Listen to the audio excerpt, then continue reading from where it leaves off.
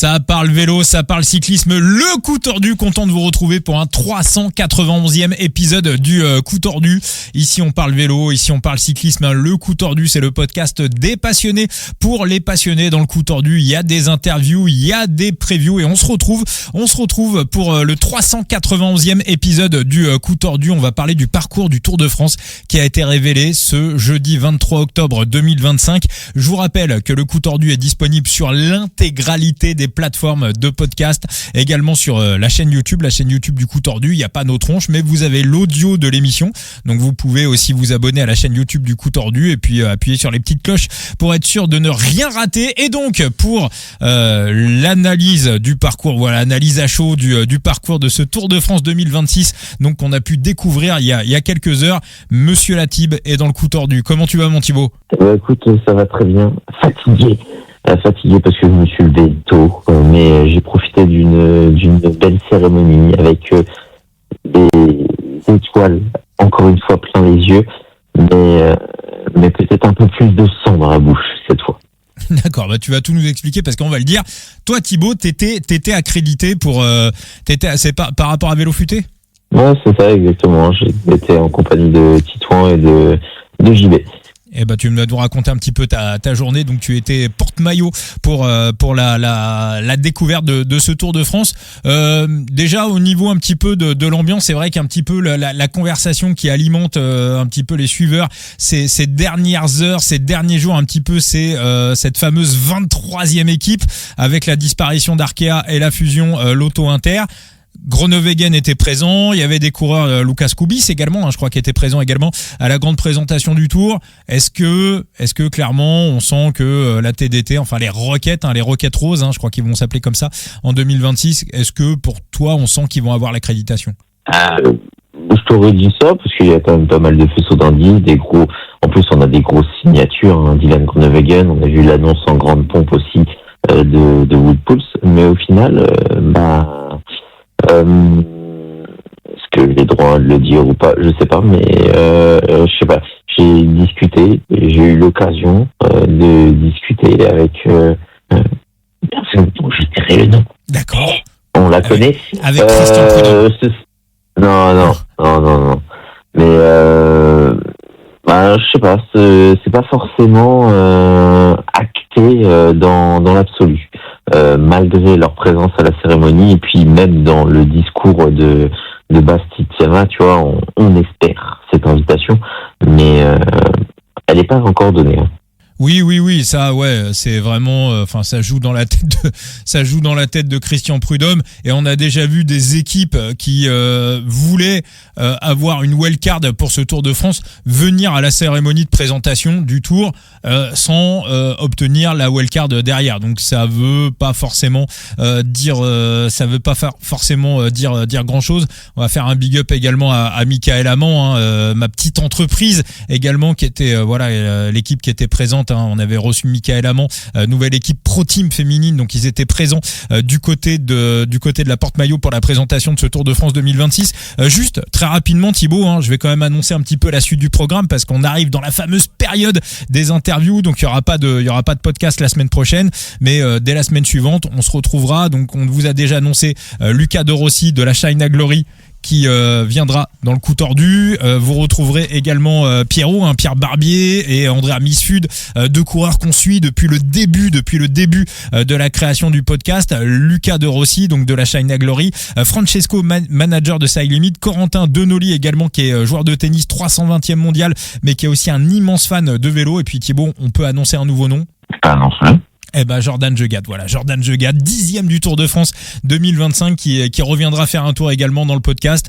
Ça sera, je pense, courant du mois de décembre. Et voilà, on sera très content de retrouver à nouveau Jordan, monsieur, comment tu l'appelles, monsieur Chaussette Basse? Exactement, c'est pas moi qui l'appelle comme ça, c'est son pseudo sur le Discord. Exactement, monsieur Chaussette Basse, qui sera de retour dans le podcast, qui sera de retour dans le coup tordu. Thibaut, à chaud évidemment, le Tour de France c'est dans 286 jours, on aura l'occasion d'en reparler en long, en large et en travers. Toi, à chaud, quelle a été ta réaction, quel a été ton sentiment quand tu as découvert le parcours au fur et à mesure? Est-ce que tu vois ce mème de Mourinho qui a son casque et qui l'enlève et qui souffle beaucoup de dépit? Ah ouais? Ah ouais, non, c'est à chaque fois il y a eu c'est pas il n'y avait pas de l'émerveillement, mais à chaque fois c'était non, ils ont vraiment pas fait ça. Et alors, ils ont vraiment fait ça. Ils ont vraiment osé. Mais alors, c'était ta réaction à toi ou tu sentais que c'était la réaction générale dans la salle? Non, plutôt une réaction personnelle. Il y a quand même pas mal dans la salle, il n'y avait pas forcément de réaction. Tu sens pas le négatif en fait. Mais alors, toi, qu'est-ce qui t'a fait bloquer? Tout. Là, c'est dur parce qu'on est sur la réaction à chaud. Je commence déjà quand même pas mal à avoir ces formulations, les répéter. Mais pour moi, en fait, on est dans le tour de la redondance, de la répétition.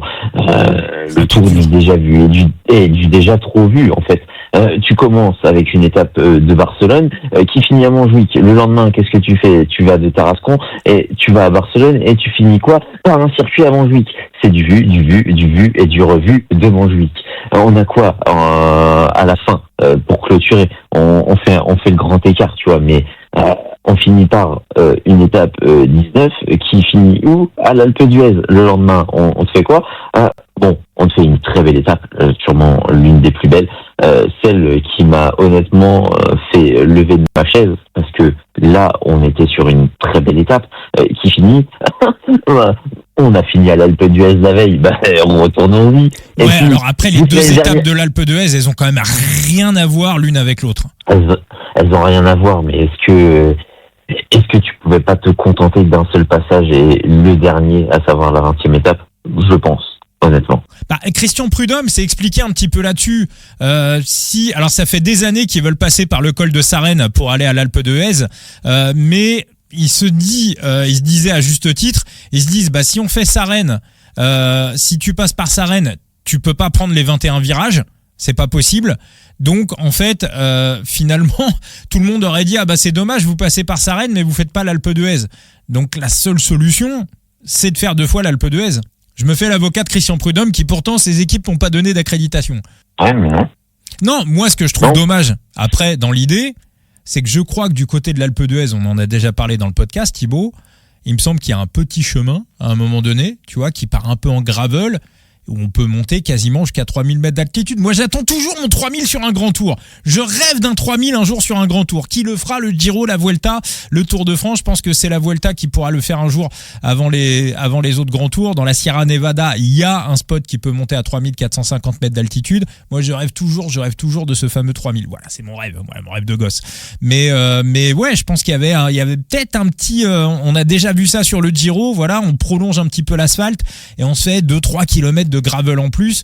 Voilà, il y avait peut-être un petit, sur la deuxième étape, pour moi, il y avait peut-être un petit truc à aller chercher de ce côté-là.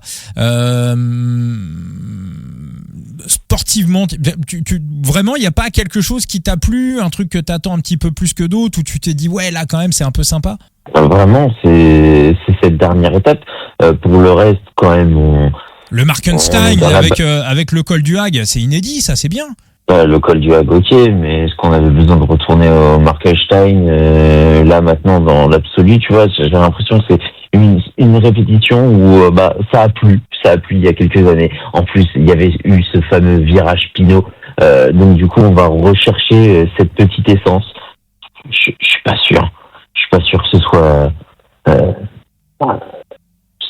soit vraiment utile. T'attends quelque chose avec du chrono.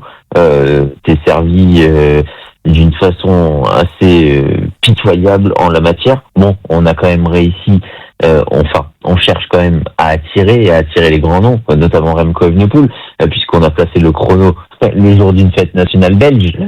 Donc ça ajoutera un peu d'intérêt à Remco Evenepoel, qui trouve quand même un Tour de France qui est pas le mieux taillé pour lui. Non.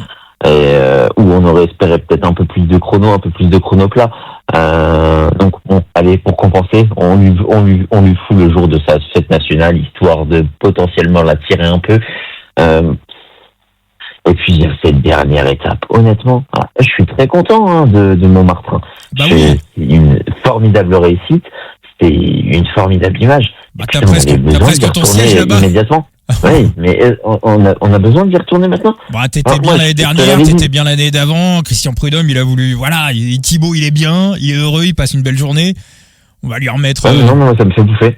Ça me fait bouffer parce que je t'ai dit, il y a aussi le caractère exceptionnel qui fait que la chose en devient magique.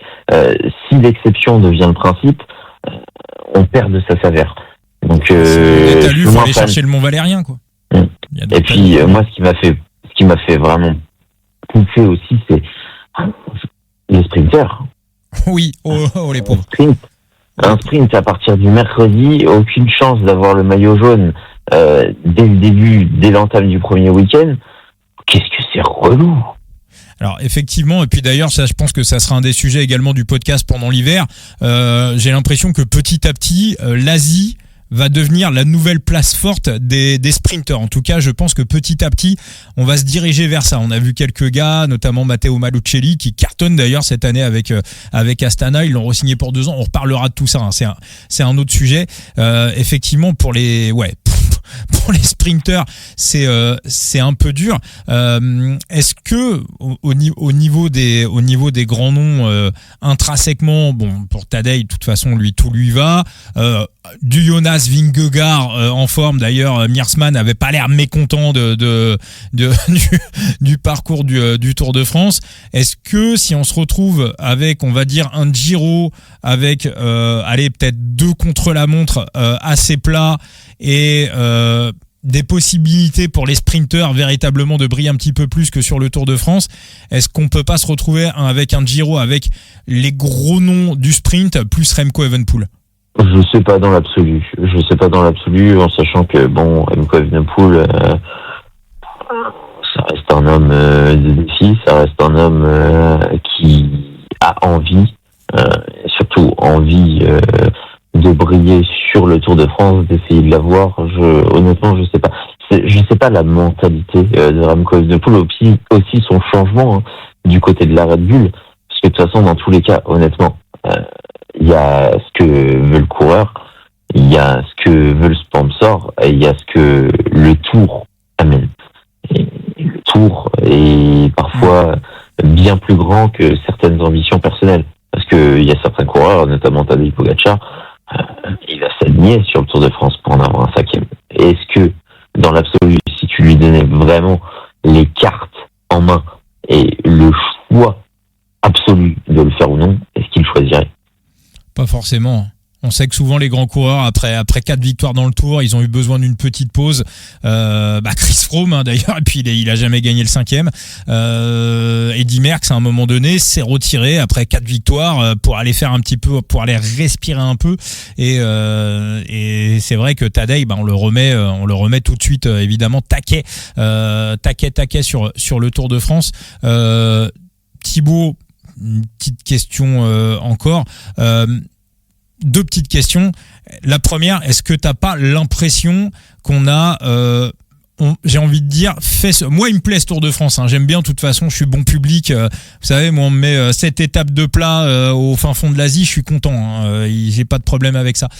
Est-ce que t'as pas l'impression qu'on a fait un tour un peu carte postale? C'est-à-dire même Christian Prudhomme dans sa présentation, il parlait de Bergerac, les châteaux de Bergerac, ça avait plu aux téléspectateurs de France Télévisions. On revient, si tu veux, sur des étapes qu'on fait de gros scores, qu'on fait de grosses audiences sur France Télé, pas forcément pour l'enjeu sportif, mais un petit peu pour les décors, parce que si on suit un petit peu le parcours de ce Tour de France, je parle au niveau du décor, au niveau des paysages, franchement ça va être magnifique. Est-ce que c'est pas un tour carte postale un peu? Si, je pense, ouais.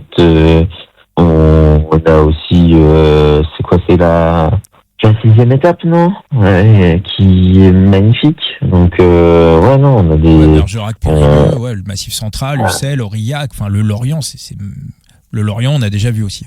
Oui, non, on a de très très belles étapes, assez carte postale, oui, dans l'absolu, t'as raison là-dessus. Hein. C'est vrai qu'il y a quelque chose qui fait que on essaye un peu de promouvoir le terroir et on le fait plutôt bien du côté d'ASO. Mais là encore, je te pose la question, est-ce que faire un beau tour visuellement fait du Tour de France un bon tour? Ah bah pour le grand public, pour les audiences de France Télé, ils vont être contents. Pour nous les suiveurs, pas forcément, pas réellement. Moi, il y a un massif quand même que j'aimerais bien voir. Je le dis, hein, si quelqu'un connaît Thierry Gouvenou ou si Thierry Gouvenou par hasard se retrouve à l'écoute du coup tordu. Moi, il y a un massif qu'on voit quasiment jamais sur le Tour de France, voire jamais, et que j'aimerais bien voir un jour parce qu'il y aurait des putains d'étapes à faire. C'est le Césalier. Donc voilà, c'est dans le massif central. Ils vont passer pas très très loin sur l'étape d'Aurillac. Quand j'ai vu Aurillac, j'ai eu un peu espoir. Et là, il y a des petites routes à Chachu, il y a des petits talus, on est sur de la moyenne montagne, il y a des endroits où on peut mettre à peine 2 coureurs et les voitures passent, hein, voilà, ça passe ric-rac mais ça passe. Mais vraiment, Thierry Gouvenou, là, si tu sais pas trop quoi faire à l'automne et à l'hiver prochain, va faire un tour dans le Césalier, balade-toi, tu vas vraiment trouver des petits trucs assez sympas.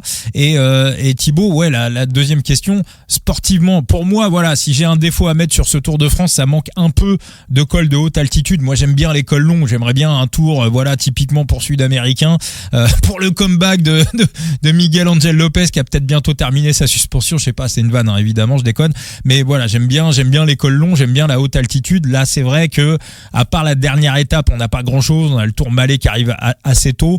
Est-ce que le fait que véritablement le gros des difficultés soit ramassé véritablement sur la fin, est-ce qu'on risque pas un petit peu de revoir ce qu'on avait vu sur 2 Giro assez récemment, c'est-à-dire une course assez fermée où des coureurs risquent un petit peu de s'économiser pour la fin? Je dis ça dans le cas où Tadej Pogačar soit ne serait pas là, soit n'arriverait pas forcément à 100%. Parce que s'il arrive à 100%, évidemment, ouais, il va éclater tout. Et je pense que quand Christian Prudhomme dit qu'à 48 heures de l'arrivée, ça sera pas joué, à mon avis, il rêve. Je pense que aussi beaucoup de monde dit ça parce que c'est un tour qui, on va dire, montera potentiellement crescendo avec très peu de grosses difficultés au début et surtout condensé dans les Alpes, qui fait que on aurait potentiellement un tour qui va se jouer sur l'usure du rythme des étapes plus en amont qu'autre chose. Mais est-ce que ça change quelque chose au déroulé de course à partir du moment où Tadej Pogačar et les Émiratis seront là? Est-ce que c'est un tour qui est taillé pour Tadej Pogačar ou taillé plus pour ses adversaires? Qu'est-ce qu'un tour d'ailleurs qui n'est pas taillé pour Tadej Pogačar? Un truc tout voilà. Le Tour de Langkawi. Et encore. Voilà, et encore. Parce que quand tu vois ce qu'il peut te donner sur un Paris-Roubaix totalement plat, totalement physiquement pas pour lui, bon, tu doutes bien que il pourrait quand même faire des merveilles. Donc honnêtement, le Tour, et quand tu connais l'animal, il va vouloir aussi l'assommer relativement assez vite, au moins la concurrence, pour être un peu plus tranquille. Alors après, c'est peut-être le seul truc. Ça me fait un petit peu penser aussi au Tour, je crois que c'était le Tour 2017, celui où Greg Van Avermaet avait pris à un moment donné 7 minutes d'avance. Il me semble quand même qu'on en reparlera évidemment, mais qu'on a peut-être en première semaine de Tour peut-être l'occasion de laisser, on va dire, un coureur alors pas de second plan, parce que voilà, je veux pas être condescendant avec Greg Van Avermaet qui a fait une carrière de fou, mais un mec pas capable de gagner le Tour, à qui on va laisser une certaine avance et où on va laisser un petit peu son équipe contrôler, quoi. Ouais, mais tu tapes quand tu mentionnes ça, tu mentionnes le Lioran, sauf que le Lioran, on se souvient tous de Tadej Pogačar et sa fragale, et honnêtement, il va vouloir prendre une revanche. Exactement. Et quand tu vois ce qu'il a donné sur cette étape face à Gore, et qu'en plus, sans sa fringale, il aurait mis littéralement une branlée sur ce type d'étape, il aurait pris beaucoup de temps. Ce Tadej Pogačar-là, face à ce Vingegaard qui, on va pas se mentir maintenant, en dessous de Tadej Pogačar, est-ce que Tadej Pogačar ne peut pas assommer le Tour dès ce mardi 14 juillet? Ah bah oui, Oui, non, oui, c'est sûr. Oui, non, bien sûr. Bien sûr. Totalement. Ouais, avant même la haute montagne. Thibaut, une petite dernière question. Je t'avais entendu dans le space. Tu vois, elle est pas mal ma question. Je t'avais entendu chez l'ami Brice dans le space sur X de la soquette légère. Tu disais que t'étais un petit peu déçu de la saison avec un Pogačar qui écrase un peu tout, voilà, on connaît un peu le scénario des courses, on sait comment ça se passe, bon, on était peu de temps après les championnats du monde et après les championnats d'Europe, voilà, donc ça te laisse un petit peu sur ta faim sur cette saison. Alors maintenant Thibaut, on va se projeter, d'accord, on va voyager un peu dans le temps. Nous sommes en 2032, ok, on a un coureur français qui s'appelle Paul Sexas, qui a 27 ans et qui écrase tout exactement de la même manière que Tadej Pogačar écrase le vélo mondial. Est-ce que tu aurais le même discours? Est-ce que Paul Sexas écraserait sur une année? Est-ce qu'il écraserait depuis plusieurs années? De toute façon, on admet que Pogačar prend sa retraite et que Sexas écrase tout. Pogačar arrête en 2028 et derrière Sexas broie la terre entière. Relou, frère. Ouais. Je sais pas, pour moi, le vélo, c'est un sport qui reste quand même assez ultra concurrentiel. Paul Sexas écrase sur un grand tour, des mecs qui écrasent sur un grand tour, qui sont dominateurs, ok, des mecs qui sont dominateurs sur tous les terrains, que ce soit les courses d'un jour, les courses d'une semaine, les courses de tout terrain. Là, ça devient assez exceptionnel, voire quasiment unique, et encore plus unique dans une période où on est à l'ère de l'ultra spécialisation des coureurs. Donc, j'aurais exactement le même discours que Paul Sexas, soit français, chinois, japonais, espagnol, italien, colombien, slovène. Et puis en plus, à ce moment-là, il courra peut-être pour les Emiratis, donc il marquera pas des points avec toi. Bon, on en reparlera évidemment pour la preview du Tour 2032. On a été ultra critique avant Pogačar, quand Pogačar s'était pris quelques petites roustes sur un collectif, puisque c'était les Visma Leasebike qui ont eu l'art de tout, presque tout, ultra dominé quand même, écraser une saison. Ah oui, ils ont fait 3 tours la même année. Si Paul Sexas vient faire ce genre de performance, et même son collectif, j'ai envie de te dire, un collectif Décathlon AG2R qui deviendrait un UAE, franchement, j'aurais pas de quoi me réjouir, quoi. Parfait, mon Thibaut. Et écoute, merci beaucoup. Il y a déjà des previews, des articles sur ce Tour de France, bien évidemment, chez nos amis de Vélo Futé qu'on embrasse. Puis toi, voilà, on te retrouve sur ton compte X, ton compte Twitter, toujours là pour réagir, pour rebondir à l'actualité vélo. Donc Thibaut Chambre, allez j'ai envie de te préciser un truc. Ah, précise. J'ai envie de te préciser un truc quand même. C'est que là, sur la base de ce qu'on a vu sur les vidéos, il y a quand même si tu vas sur le site officiel du Tour de France, t'as quelques profils qui sont sortis. Mais t'as pas la totalité. Ah, il n'y a pas la totalité, c'est vrai. Ouais, il manque des trucs. Ça va prendre un petit peu de temps. Bon, déjà, tu vas en voir fleurir du côté de certains sites, parfois avec quelques petites fautes et tout. Moi, je vais quand même essayer de me réappliquer à les faire moi-même sur la base des vidéos. C'est un travail qui, avec un job à côté assez long, donc ça va mettre quelques jours. Mais l'article sera complété avec tous les profils en lien les GPX et potentiellement aller en petit bonus avec le profil ou la description des endroits que fait chaque étape. Ça fera une sorte de mini-guide avant l'heure, quelques mois avant le gros du morceau, à savoir le Tour de France. Parfait. Très bien. Écoute, et ça sera dispo sur Vélo Futé. Exactement. Honnêtement, d'ici 1 à 2 semaines, je pense. Parfait. Magnifique, parfait. Merci beaucoup Thibaut. Donc d'ici à 1 à 2 semaines, voilà, ça sera le prochain podcast. On se retrouvera début novembre en mode interview. On attaquera la grande série des interviews. Et puis je vous rappelle que avant ça, honnêtement, ce sera disponible. Ce sera disponible bien avant l'entièreté des GPX du côté, par exemple, de la Flamme Rouge on en voit aussi fleurir du côté du forum Groupe Eto. Mais ce que j'ai remarqué quand même, c'est que parfois il y a quelques petites coquilles dans les GPX et qu'il faut les reprendre. C'est pas un défaut de toute façon dans tous les cas, mais faut quand même aller millimètre par millimètre parce que tu peux les tracer de manière amateur, mais tu peux parfois emprunter une mauvaise route sans le faire exprès. Quand tu la traces dans un col, au lieu de passer par la route, tu vas prendre, ton traceur va prendre, par exemple, la voie cyclable qui est offerte sur ce col. Donc ça fait faire quelques petites erreurs de tracé que je préfère aller corriger. Puis tu as des parties finales qui sont compliquées à estimer parfois. Et c'est bien de repasser un peu par dessus.